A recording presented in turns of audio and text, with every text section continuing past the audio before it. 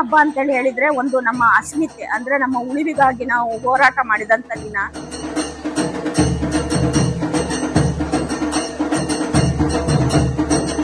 ನಮ್ಮ ಯುವಜನರು ಒಂದಷ್ಟು ವಿದ್ಯಾಭ್ಯಾಸಗಳನ್ನ ಮಾಡ್ಕೊಂಡು ಇವತ್ತು ಯಾವ ಕ್ಷೇತ್ರದಲ್ಲಿ ವಿದ್ಯಾರ್ಥಿಗಳನ್ನು ಕೇಳಿದ್ರು ಎಲ್ಲ ಕ್ಷೇತ್ರದಲ್ಲಿ ಕೂಡ ನಮ್ಮ ವಿದ್ಯಾರ್ಥಿಗಳು ಇವತ್ತು ವಿದ್ಯಾಭ್ಯಾಸ ಮಾಡ್ಕೊಂಡಿದ್ದಾರೆ. 1991-92 ಇಸ್ವಿಯಲ್ಲಿ ಸುಮಾರು 60 ಎಕರೆ ಜಮೀನು ನಮ್ಮ ಕೊಡಗರಿಗೆ ಮಂಜೂರಾಗಿದೆ. ಇದುವರೆಗೂ ಅದರದ SLT ಕಟ್ ಮಾಡಿ ನಮಗೆ ಡಿವೈಡ್ ಮಾಡಿ ಕೊಟ್ಟಿಲ್ಲ. ಸಮಾಜದಲ್ಲಿ ಇವರು ಸಂಪೂರ್ಣ ಒಳಗೊಳ್ಳಲ್ಪಟ್ಟಾಗ, ಅವರು ನಮ್ಮ ಭಾಗ ಅಂತ ಸ್ವೀಕರಿಸಲ್ಪಟ್ಟಾಗ ಅವರು ಬಹಳ ದೊಡ್ಡ ಬೆಳವಣಿಗೆಯನ್ನು ಕಾಣಲಿಕ್ಕೆ ಸಾಧ್ಯ. ಸೋಲಿಗರು ಇರುಳಿಗರು ಹಕ್ಕಿ ಪಿಕ್ಕಿಗಳು, ಸೋಲಿಗರು ಇರುಳಿಗರು ಹಕ್ಕಿ ಪಿಕ್ಕಿಗಳು, ಕರಾವಳಿಯ ಮೂಲದವರು ಗಾಡಿ ಕೊರಗರು, ಹಸಿರು ದನಿಗಳು ನಾವು ಹಸಿರು ದನಿಗಳು. ನಮ್ಮ ಕುಣಿತ ಆಗಿರ್ಬೋದು, ನಮ್ಮ ಸಂಭ್ರಮ ಆಗಿರ್ಬೋದು, ಎಲ್ಲವನ್ನು ಮಾಡುವಂಥದ್ದೇ ನಮ್ಮ ಈ ಭೂಮಿ ಹಬ್ಬದ ಏನು ಒಂದು ವಿಶೇಷತೆ.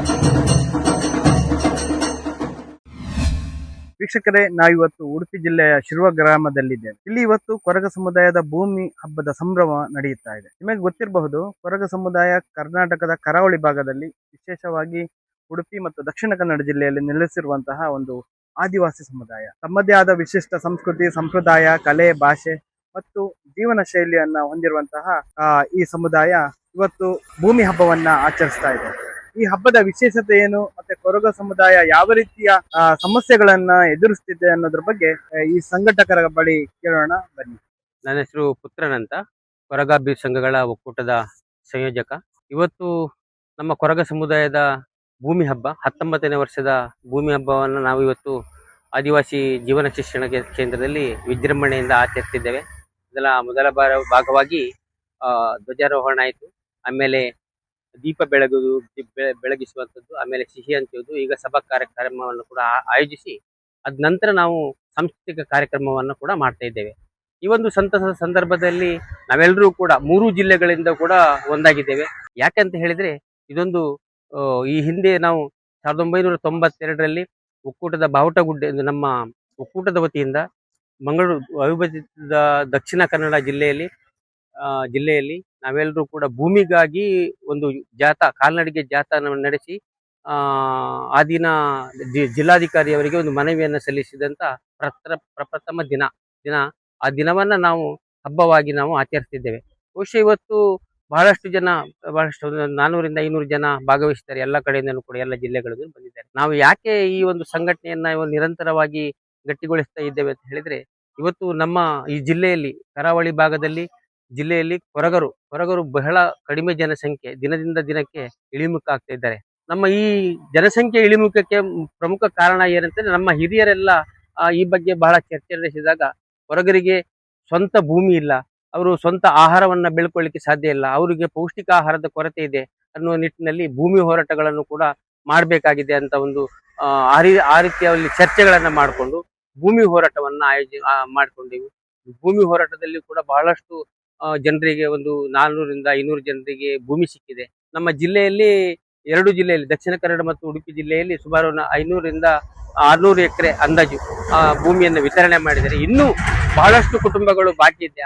ಆ ಕುಟುಂಬಗಳಿಗೂ ಕೂಡ ಭೂಮಿಯನ್ನ ಕೊಡಬೇಕು ಅನ್ನೋ ಒಂದು ಒತ್ತಾಯವನ್ನ ನಾವು ಕಳೆದ ಹಲವಾರು ವರ್ಷಗಳಿಂದ ನಿರಂತರವಾಗಿ ಹೋರಾಟವನ್ನ ಮಾಡ್ತಾ ಇದ್ದೇವೆ. ಅದ್ರ ಜೊತೆಗೇನೆ ನಮ್ಮ ಯುವಜನರು ಈ ಹಿಂದೆ 1992ರ ನಂತರ ಮೊದಲು ನಮ್ಮ ಯುವಜನರಲ್ಲಿ ವಿದ್ಯಾಭ್ಯಾಸ ಇರಲಿಲ್ಲ.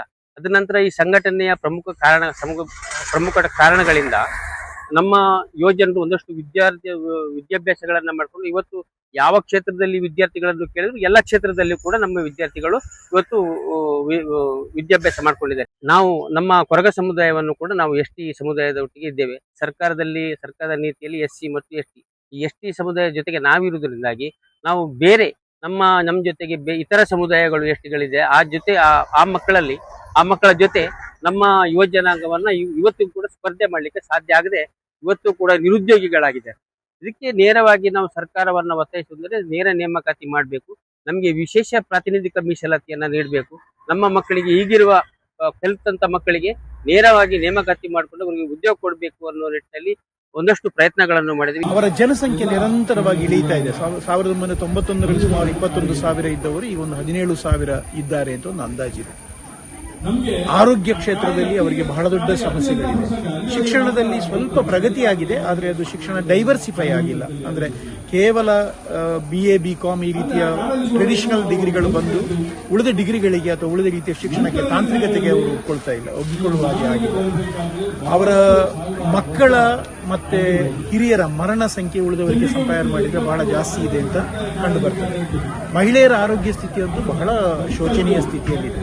ಹಾಗಾಗಿ ಆರೋಗ್ಯಕ್ಕೆ, ಶಿಕ್ಷಣಕ್ಕೆ, ಕೃಷಿಗೆ, ಭೂಮಿಯ ಮೇಲಿನ ಹಕ್ಕಿಗೆ, ಹಾಗೆ ಸಮಾಜದಲ್ಲಿ ಅವರಿಗೆ ಒಂದು ಸರಿಯಾದ ಸ್ಥಾನಕ್ಕೆ, ಈ ಸರಿಯಾದ ಸ್ಥಾನ ಎನ್ನುವುದನ್ನು ನಾನು ಹೇಗೆ ಹೇಳ್ತೇನೆ ಅಂತ ಹೇಳಿದ್ರೆ, ಸಮಾಜ ಎನ್ನುವಂತಹದ್ದು ಎಲ್ಲರನ್ನು ಒಳಗೊಳ್ಳುವಂತಹದ್ದು. ಸಮಾಜದಲ್ಲಿ ಇವರು ಸಂಪೂರ್ಣ ಒಳಗೊಳ್ಳಲ್ಪಟ್ಟಾಗ, ಅವರು ನಮ್ಮ ಭಾಗ ಅಂತ ಸ್ವೀಕರಿಸಲ್ಪಟ್ಟಾಗ ಅವರು ಬಹಳ ದೊಡ್ಡ ಬೆಳವಣಿಗೆಯನ್ನು ಕಾಣಲಿಕ್ಕೆ ಸಾಧ್ಯ ಇದೆ. ಹಾಗಾಗಿ ಈ ಎಲ್ಲ ಆಯಾಮಗಳಲ್ಲಿ ನಾವೆಲ್ಲರೂ ಅವರಿಗೆ ಬೆಂಬಲವನ್ನು ಕೊಡಬೇಕು. ಇದು ಭೂಮಿ ಹಬ್ಬ ಅಂತೇಳಿ ಹೇಳಿದ್ರೆ ಒಂದು ನಮ್ಮ ಅಸ್ಮಿತೆ, ಅಂದ್ರೆ ನಮ್ಮ ಉಳಿವಿಗಾಗಿ ನಾವು ಹೋರಾಟ ಮಾಡಿದಂತ ದಿನ. ಇನ್ನೊಂದು ಭೂಮಿ ಹಬ್ಬ, ನಾವು ಸಮಾಜದಲ್ಲಿ ಎಲ್ಲಾ ರೀತಿಯ ಹಬ್ಬಗಳನ್ನ ನಾವು ಆಚರಣೆ ಮಾಡ್ತೇವೆ. ಆದ್ರೆ ಕೊರಗರಿಗೆ ತಮ್ಮದೇ ಆದ ಒಂದು ಹಬ್ಬ ಇರಬೇಕು ಅನ್ನುವಂತ ಕಾರಣಕ್ಕೋಸ್ಕರ ಇವತ್ತು ನಾವು ಭೂಮಿ ಹಬ್ಬವನ್ನ 2008ರಿಂದ ನಾವು ನಮ್ಮ ಚಳುವಳಿಗಳು ಆರಂಭ ಆದ ನಂತರದಲ್ಲಿ ನಾವೇನು ಸಫಲತೆಯನ್ನ ಸಾಧಿಸಿದ್ದೇವೆ ಅದರ ಇದರಾಗಿ ನಾವು ಭೂಮಿ ಹಬ್ಬವನ್ನ ನಾವು ಆಚರಣೆಯನ್ನ ಮಾಡ್ತಾ ಇದ್ದೇವೆ. ಭೂಮಿ ಹಬ್ಬದಲ್ಲಿ ನಮಗೆ ಈಗಾಗಲೇ ನಾವು ಭೂಮಿಯನ್ನ ಪಡೆದಂತ ಸಂದರ್ಭದಲ್ಲಿ ನಮ್ಮ ಸಮುದಾಯದಲ್ಲಿ ಕೆಲವೊಂದಿಷ್ಟು ಬದಲಾವಣೆಗಳಾಗಿದ್ದಾವೆ. ಏನಂತ ಹೇಳಿದ್ರೆ, ನಾವು ಭೂಮಿ ಚಳುವಳಿ ಆರಂಭ ಆಗುವುದಕ್ಕಿಂತ ಮುಂಚೆ ನಮ್ಮಲ್ಲಿ ಈ ಅಸ್ಪೃಶ್ಯತೆಯಿಂದಾಗಿ ತುಂಬಾ ಸಾವು ನೋವುಗಳಾಗ್ತಾ ಇದ್ದೇವೆ. ಅಸ್ಪೃಶ್ಯತೆ ಅಂತ ಹೇಳಿದ್ರೆ ನಿಮ್ಗೆ ಯಾವಾಗ ಗೊತ್ತಿರಬಹುದು, ಬೇರೆಯವರ ಮನೆಯಲ್ಲಿ ನಾವು ಏನು ಆಹಾರ ನಮ್ಗೆ ಇಲ್ದೇನೆ ಇದ್ದಂತ ಸಂದರ್ಭದಲ್ಲಿ ಎಂಜಲಿನ ಎಲೆಯನ್ನು ತೆಗಿತಿ ಇರುವಂತದ್ದಾಗಿರ್ಬಹುದು, ಮತ್ತೆ ಸಾವಿನ ಮನೆಯಲ್ಲಿ ಡೋಲು ಆಗಿರ್ಬೋದು, ಏನು ದಾನ ತಗೊಳ್ಳುವಂತಾಗಿತ್ತು. ಈ ತರ ಅಸ್ಪೃಶ್ಯತೆಯ ಮತ್ತು ಅಜಲಿನ ಆಚರಣೆಗಳು ಇತ್ತು. ಇದರಿಂದಾಗಿ ಮನುಷ್ಯನ ಒಂದು ಮಾನವ ಘನತೆಯನ್ನ ಕುಂದಾಗುವುದಲ್ದೇನೆ ಅವತ್ತು TB ಇನ್ನಿತರ ಕಾಯಿಲೆಗಳಿಗೆ ತುತ್ತಾಗಿ ನಮ್ಮವರು ಸಾಯ್ತಾ ಇದ್ವಂತ ಒಂದು ಸಂದರ್ಭ ಇತ್ತು.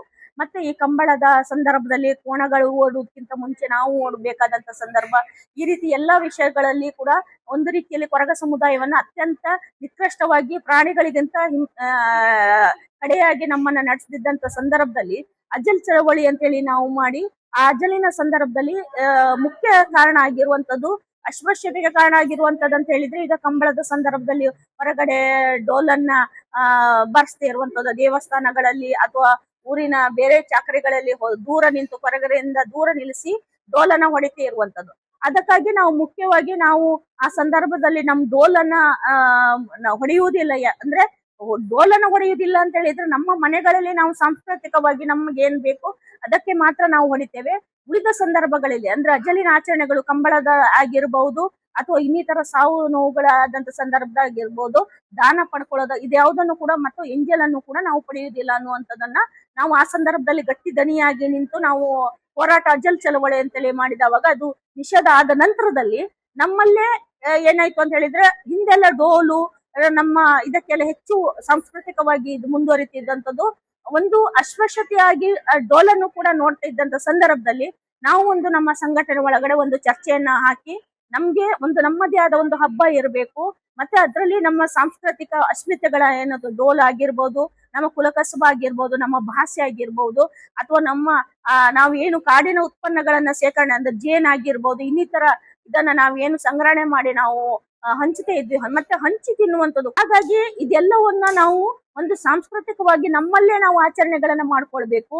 ಬೇರೆಯವರ ಚಾಕರಿಗಳಿಗೆ ನಾವು ಹೋಗ್ಬಾರ್ದು ಅನ್ನೋ ಒಂದು ಗಟ್ಟಿ ನಿರ್ಧಾರವನ್ನು ತಳೆದಂತ ಸಂದರ್ಭದಲ್ಲಿ ಹುಟ್ಟಿರುವುದೇ ಈ ಭೂಮಿ ಹಬ್ಬವನ್ನು.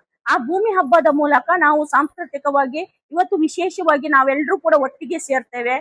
ಮತ್ತೆ ಇನ್ನು ಹಿಂದೆ ಏನು ಮಾಡ್ತಾ ಇದ್ದೇವೆ ಅಂತ ಹೇಳಿದ್ರೆ, ಎಲ್ರ ಮನೆಯಲ್ಲಿಯೂ ಕೂಡ ನಾವು ಏನು ಗಟ್ಟಿ ಅಂತೇಳಿ ಹೇಳ್ತೇವೆ, ಅಂದ್ರೆ ಇಡ್ಲಿ ರೂಪದಲ್ಲಿ ಇರುವಂತ ಇದು, ಅದನ್ನ ತಂದು ನಾವೆಲ್ಲರೂ ಕೂಡ ಒಂದು ಕಡೆ ಸಂಗ್ರಹಣೆ ಮಾಡಿ ಎಲ್ಲರ ಮನೆಯಿಂದ ತರುವುದು, ಒಂದು ಕಡೆ ಹಬ್ಬದ ದಿನ ಅದನ್ನ ಒಟ್ಟಿಗೆ ಇಟ್ಟು ಎಲ್ರು ಹಂಚಿ ತಿನ್ನುವಂತದ ಒಂದು ಇದನ್ನ ಮಾಡ್ತಾ ಇದ್ದೇವೆ. ಇವಾಗ್ಲೂ ಕೂಡ ಅದನ್ನ ನಾವು ಮುಂದುವರಿಸ್ತಾ ಇದ್ದೇವೆ. ಮತ್ತಷ್ಟು ವಿಶೇಷ ವಿಡಿಯೋಗಳನ್ನು ನೋಡಲು ಮತ್ತು ಹೊಸ ವಿಡಿಯೋಗಳ ಬಗ್ಗೆ ತಿಳಿಯಲು ಈ ದಿನ .com ಯೂಟ್ಯೂಬ್ ಚಾನೆಲ್ ಸಬ್ಸ್ಕ್ರೈಬ್ ಮಾಡಿ ಮತ್ತು ಬೆಲ್ ಐಕಾನ್ ಕ್ಲಿಕ್ ಮಾಡಿ.